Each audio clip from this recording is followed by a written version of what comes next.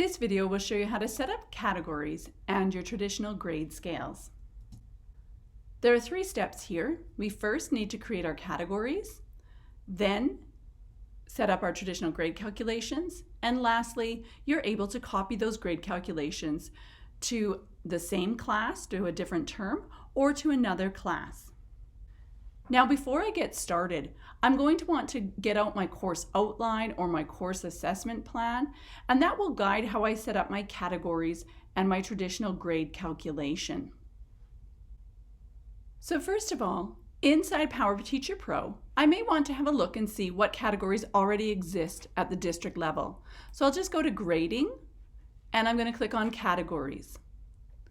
And I can see here a variety of categories that are available at the district level and other ones that have been set up individually.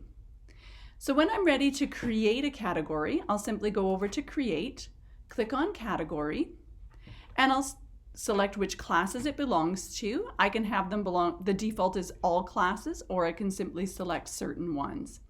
So I'll just say category name. So I'll just say chapter tests.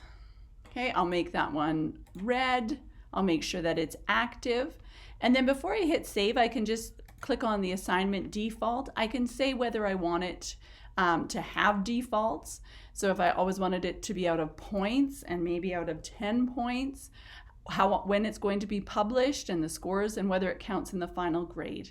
Now these are completely customizable every time you enter an assignment, but this is just setting the defaults. And then I'll simply hit save. So I would just repeat that process until I had all the categories that I need according to my course assessment plan.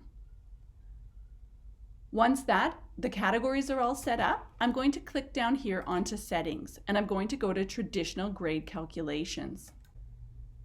So inside Traditional Grade Calculations, you can see over here we have this Expand All, which will expand all courses, or this Collapse All. So I'm just going to open up one course and we will start to look at the weighting here. So by default, everything will be going to total points. So you'll probably see a message saying nothing has been configured, it's defaulting to total points. So you'll just come over and you'll hit the edit pencil. So I'm going to start with semester 2 or S2. And here again, you'll probably see total points. So I'm just going to click on the drop down and make sure that I select category weighting or whatever is outlined in my course assessment plan or course outline. So category weighting is the most commonly used. And then I'm going to go and choose my category that we had set up earlier. I will put in the weight amount in this box. And then when I need to create a next category, I will just simply hit the plus sign and again select the category weighting. I will continue to set that up. If you need to delete any, you just simply hit the little delete or minus button. And then I'm going to hit the save or the X to do that. So there is semester 2. Quarter 3, I'll be setting up in the exact same fashion. Again, you do want this to be consistent with your semester, and the quarter 3 is sometimes used for honor roll purposes. So I'll do the exact same fashion. Remember that it's category weighting, and enter my categories, my percentages, and finish up there. And that is how you add your traditional grade calculations.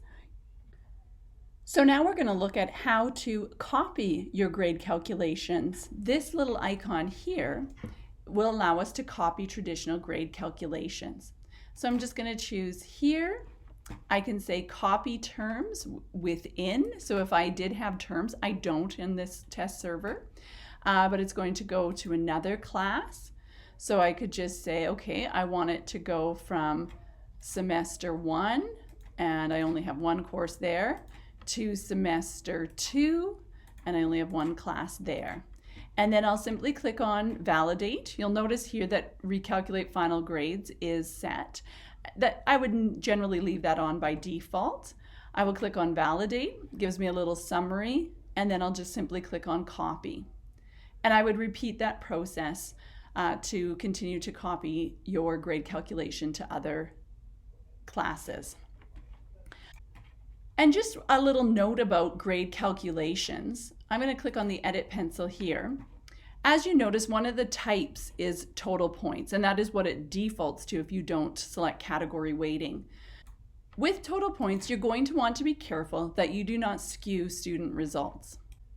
For example, if you are using total points to calculate the traditional grade calculation, and sometimes total points is used for CTF or option courses, you're going to just need to be very cognizant of how many points each assignment is worth. We don't want to inadvertently weight an individual assignment more than a unit exam. So for example, if a unit exam was out of 20 points and an individual assignment was out of 40 points, that unit exam is only worth half as much as that assignment. So you just need to keep that in mind. You might find it easier to sort of calculate out the value of each assignment or assessment that you are doing if you're using total points, and just to make sure that they are weighted accordingly.